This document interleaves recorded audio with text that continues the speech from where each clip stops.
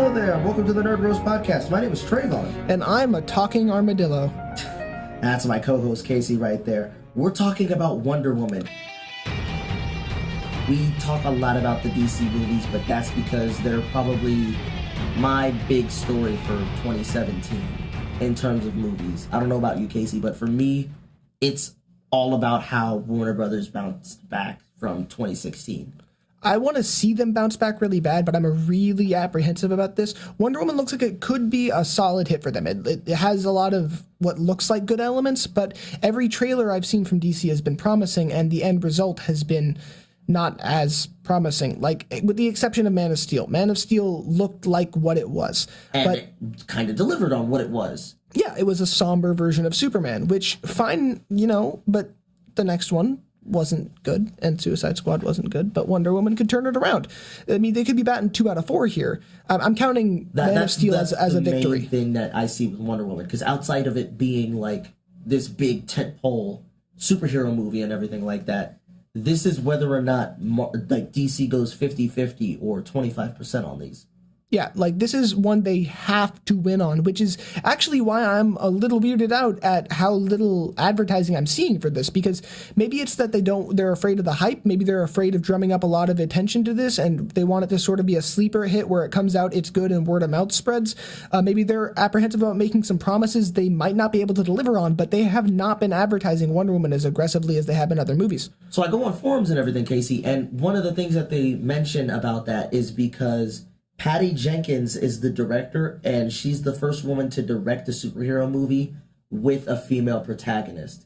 So not only is this like one of the first, or at least the first, female-led superhero movies, this is the first one directed by a female director, so they think, oh, well, it's just this weird conspiracy theory, at least in my head, like, oh, if we get this movie to fail because we're not advertising it out there enough, we'll make it so that way the industry will never have to make female superhero movies again. And it just seems ridiculous to me that people would ever think that. Why would DC ever want this movie to fail? Honestly, there's not a reason for them for them to want it to fail, but I think that they have this mentality at this point that they're going to only be able to like pitch to a specific kind of audience, like not like they're trying to pitch to the feminist audience. I mean, like the hardcore DC fans that are just happy to get something out of a really long dry spell. I think that's really where they want it to be, but they don't know how to approach that. And I also think they are a little dumbfounded on how to approach what is a feminist icon. Like Wonder Woman is a feminist icon. That's a big thing with her. And I think they don't really know what to do there as far as advertising goes.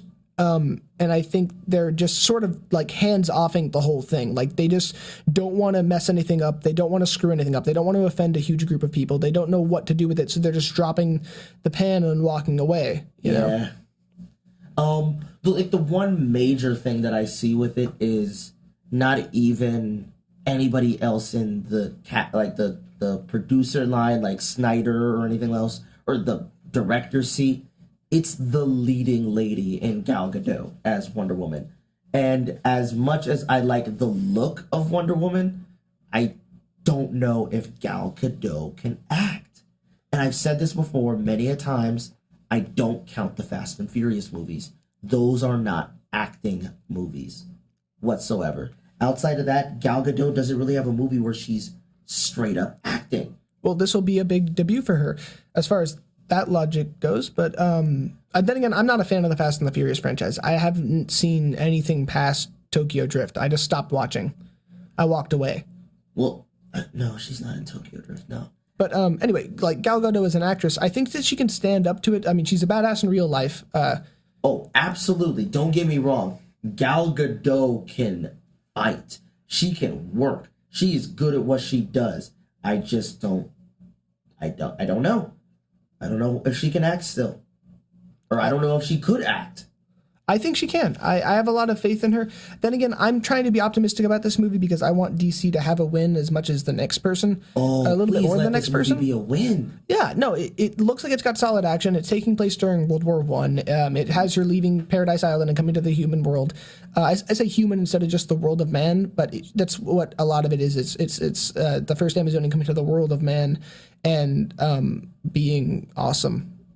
Oh yeah, absolutely. And she's brought in by probably one of the like most the guy that looks probably most like the era in itself, Chris Pine.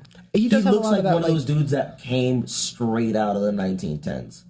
Yeah, I kind of get that vibe from him, and I like that they cast him in this. I also just like Chris Pine. Chris Pine is one of the Chris's, like out of well, he's one of the Chris's. It's Pine, Hemsworth, Pratt, and Evans, and he's one of like if they could make a movie called The Four Chris's and then have it be like 4 DC superheroes played by Chris, I'd want to see Chris Pine just like abandon this role and go do that. But Chris Pine is in it. He needed to be Green Lantern for that. That would have been pretty cool. He would have either needed to be Green Lantern or Nightwing or something like that. I could see Chris Pine as Nightwing, but he's here now. He's World War One guy. I forget his name. I forget his character's name. Steve Trevor. He's yes. a captain of the United States Army Air Service. Yes, and he crash lands on the island, and then Princess Diana finds him and saves his life, and that causes a lot of contention with the matriarchs of Paradise Island or Themyscira. I'm not sure which one they're going with. Post New 52, it's Paradise Island. Pre New 52, it's Themyscira. Let's just say it's Themyscira. Let's be honest. I like Themyscira a lot more than Paradise Island. I'm hoping so. they go with Themyscira, and she decides to go and join the ongoing war to help save the world because she sees all of this chaos being wrought by the main antagonist, which I completely forget the name of. I think they call her Dr. Poison. Yes, Dr. Poison is actually one of the villains that she faces like way, way back in the Golden Age, I think it's called. Good. Yeah, the 40s. Yeah, the Golden Age. The Golden Age of comics in the 1940s. That's actually a pretty good callback. That's another thing the movie's got going for it, I guess, is a Golden Age villain and a Golden Age Diana taking it on. I will say that there are a couple of things this movie is going to fall flat on like right away, which is the idea that Wonder Woman can be in danger. It's not about her being in danger. We know she lives. We know she's fine. We know she recedes from the world of man afterwards. Exactly, because of all I know I like to say, hey, that these movies can exist on their own, but for the most part, movies don't exist in a vacuum. If you've seen a trailer for Justice League, you know she's in that. If you've seen Batman v Superman, you know Wonder Woman is a prequel to it, so you know she has to survive this. Yeah, and we know that Chris Pine is probably gonna die. If he doesn't die, he's probably gonna do what the comics did, and they're gonna mild spoilers. I'm gonna say we're kind of speculating at this point because we haven't seen the movie, we haven't done any press screenings. It's not out yet. That. It's not out yet as of the recording of this video. So I'm assuming that they're going to do the whole, he's going to get de-aged essentially sort of thing, or he's just going to get frozen in time, somewhat like Captain America kind of thing. They make like a DC Captain America out of him. Actually, I'd be kind of interested in seeing something like that, but we know he's not an element in her life later on, like when we see her. Yeah, because we don't see him. Yeah, he's probably going to have a self-sacrifice. It says he signed a multi-picture deal, so it looks like he's going to be in multiple movies. I just don't know how they're going to do that. I'm hoping they don't Peggy Carter him and have him because I already saw that once and it was heart-wrenching and not in a bad way. Like it was heart-wrenching in a good way for me. Good scenes, watching, good scenes. Yeah, really good scenes. Like also some of the best old age makeup I've ever seen in my life. Oh man, and really good stuff. Yeah, but I'm hoping they don't do that with him. I'm hoping they go for something that I haven't seen a million times. Like, they're probably going to go with the self-sacrificing moment, like, to save Diana's life. Or he might just peter off and do his own life, like, which would be my preference, is seeing that actually happen to a character, where he goes, all right, look, Diana, I know we had an amazing adventure together, and I know that we're, like, really good buds, but I'm not in love with you, Amazon goddess. I'm going to go and have, like, a normal life and go, like, date a flapper and live through the Great Depression. Like, that would be one hell of a U-turn from what movies normally end up doing. Oh, man. Also, I'm really hoping Wonder Woman has absolutely no romantic subplot. She absolutely will. I know she will. I just don't want her to. I'm hoping that I'm wrong and that they avoid that incessant need to make every movie have a romance story. It doesn't need one. It's a human element, but it doesn't need to be there. The movie is 141 minutes. That means it's 2 hours and what, 21 minutes? Yeah, well, Let's counting say- the 20 minutes or so of credits and post-credit scenes and Yeah, all let's that. say 10 minutes is post-credit scenes and credits itself. Let's just say that. So it's 2 hours and 10 minutes. I'm calling it at the first hour and 40 minutes in, they're going to kiss. Yeah, probably. Go back Also on the weird, DVD, like- guys, and if they're right, smash the like button for me being right off on it. If not, no worries. If you're right, like If I'm right drop a and it's comment and at the make fun of hour and this. 40-minute mark, oh my gosh, hey DC, why don't you give me some ability to write some of your stuff? Because I'd love to at least write one movie. I could absolutely write one movie. Please. yeah, just give Nerd Roast a chance to make one DC movie happen. If not, Animal Man, the musical, us to do Animal Man, that'd be so good. right? But Wonder Woman. We do have to talk Wonder Woman. Connie Nielsen is playing the Amazon Queen of Themyscira, Queen Hippolyta. For those who don't know who Connie Nielsen is, she's Lucilla from Gladiator, Ridley Scott's Gladiator from the year 2000. I barely remember that movie, but I remember it being really good. I think it won Best Picture that year. I think it did because it beat Titanic. And then Russell Crowe won Best Actor. I know for sure. Because, yeah, Russell Crowe in that movie, dude. Another movie with Roman Crowe. Grecian people and swinging swords, and well, I mean, there you go, right there. There's your Oscar, Wonder Woman. 2018. Just give it an Oscar because it's got people in sandals swinging gladiuses at people. Well, here She throws a tank at one point. She's gonna throw a tank. She's gonna pick it up over her head and smash it on some unlucky bastard, and it's going to be glorious. At least that scene will be please in the don't movie. Hulk it. Please don't do the Oh, Hulk thing. dude, it's Wonder Woman. Like she beat out the Hulk. She needs to lasso the top of a tank, swing it in a big circle, slam it down on one dude, drag it through a trench, and throw it into the stars. No, that's awesome. That sounds cool. Don't Hulk it. Oh, where she like takes the top of the tank and like uses it as a giant bat. No. Don't do what they did in the middle of the Avengers fight where they basically take a tank right on top of a dude and she slams it into the dude for comedy. Oh, I know what Don't you do mean. that. Yeah. Well, no, like I'm actually hoping that this movie dances between a little bit of levity because that's what DC needs right now. It needs levity, and it needs consistent tone. And I'm hoping that it sort of dances between like light levity and a somewhat serious storyline, like not super grim dark, but just somewhat serious, not somber, not sad, but serious, a war story. Right. With Enough a little that it explains why she left and why she had to stay away for as long as she did. Yeah, and also why she was still like in the world because she doesn't go back to Themyscira. Obviously, like according to BVS, she's been running around the human world since World War I. She just kicks it with us, and she Right. stays kicking it with us. She stays doing things with humans despite not being heavily involved in changing the world until she sees that a new age of superheroes has begun. Yeah, exactly. And I just my thing is I don't know how in the story they're going to explain how she knows how to do all the computer stuff she does. I Oh, wanna because know she's that. old. She's just been around for a long time. Yeah, but Themyscira doesn't have all of that fancy stuff. No, she learns it like as it develops. She would have seen the transition into the modern age. She would have lived through all of it and just stayed relevant by learning computers and things. It's just I don't know. I'd like to see it, but we probably never will. There's also that really weird shot where the sword is in the back of her dress and it must be like hitting her butt at a weird angle and like leaving a little tail of a sword. I don't know how she's able to do that. Maybe it does like a little Percy Like a Jackson retractable thing? Yeah, like a Percy Jackson thing where it just retracts or like sucks in like Wolverine's claws. That would be really cool, but I do not see them thinking that through at all. Like I'm almost positive that they just didn't think that through and thought it'd be a cool shot. So they just put it in the back of her dress and it's like, yeah, you got a sword there. And she's like, yeah, sure. That's okay.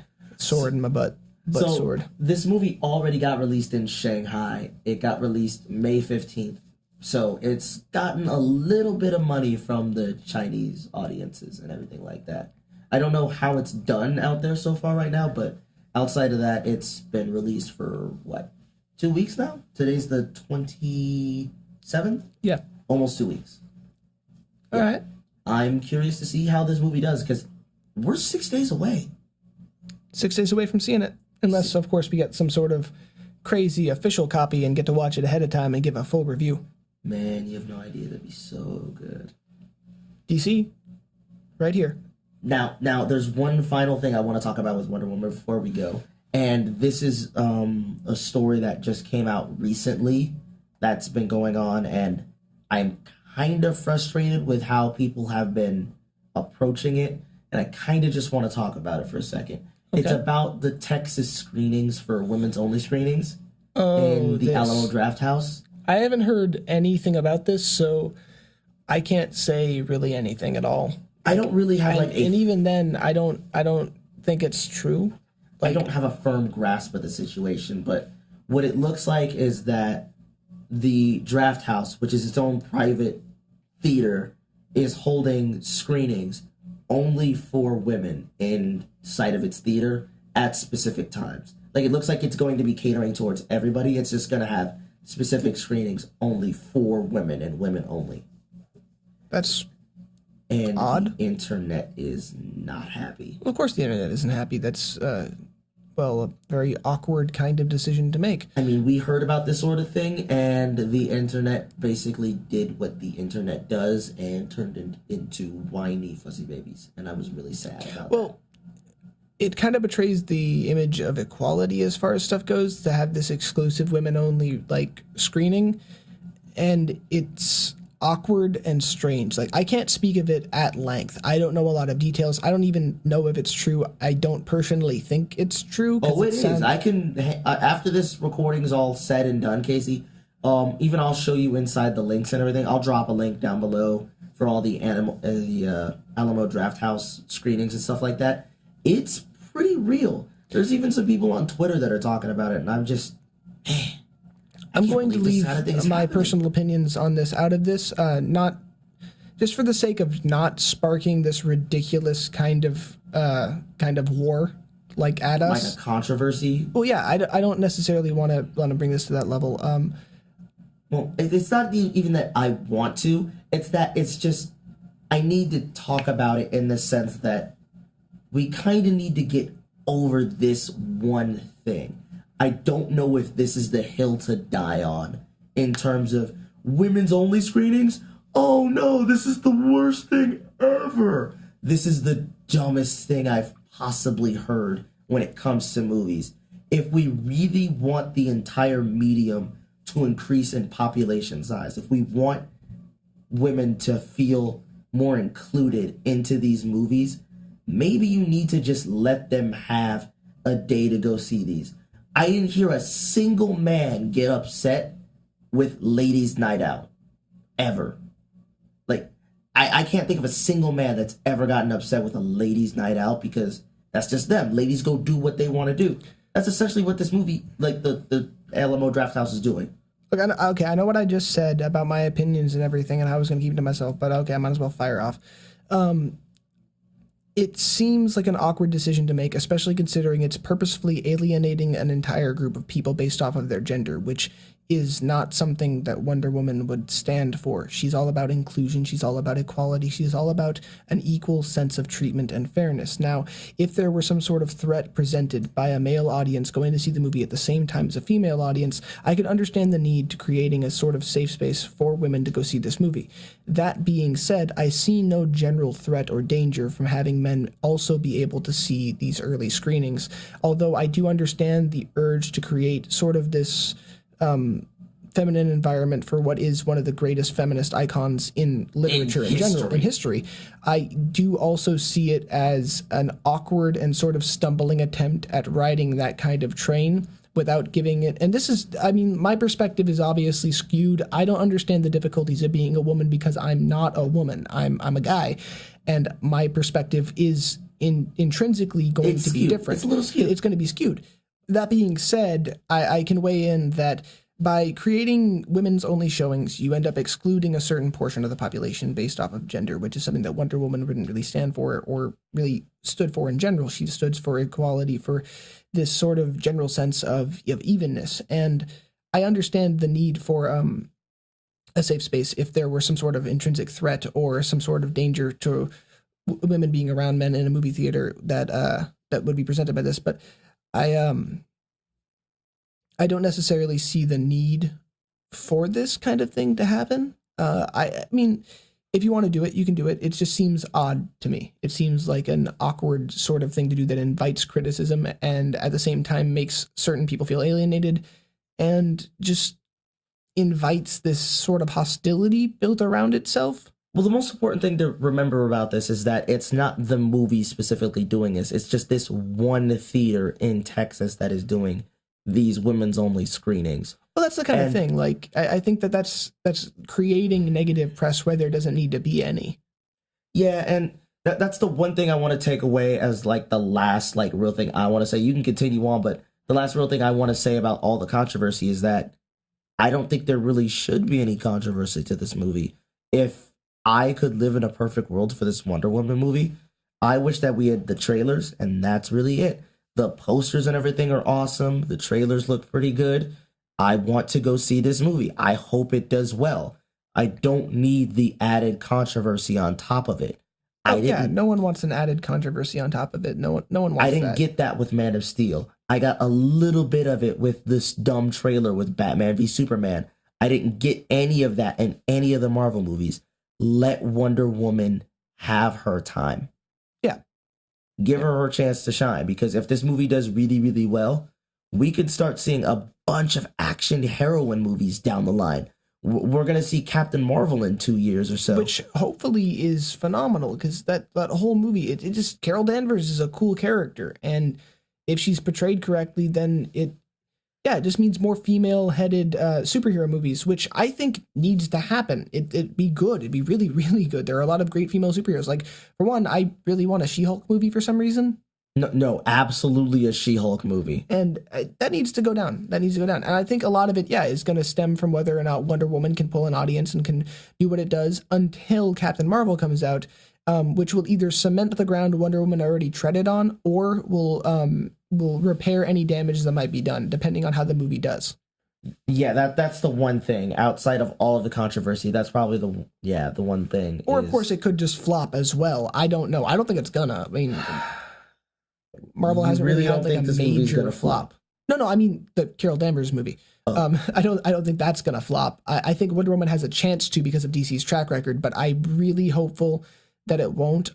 It's as long as it stays centered and focused and understands what makes Wonder Woman a good character, then the movie will do okay. But it needs to understand these things. It needs to take itself a little bit more seriously, and it needs to understand what it's doing. And I mean take itself seriously as a comic book story, not seriously as in like this as they have been doing, where they make everything super melodramatic and really sad. Well, I mean, you have to kind of tell a little bit of it in a melodramatic and dark tone. Yeah, I mean, but for the most part, this is just a woman made out of clay that goes to fight for equality. Yeah. That's literally her character. From dust to equality. From rags to riches, essentially, is this character. Yeah. So, please, let this movie be good.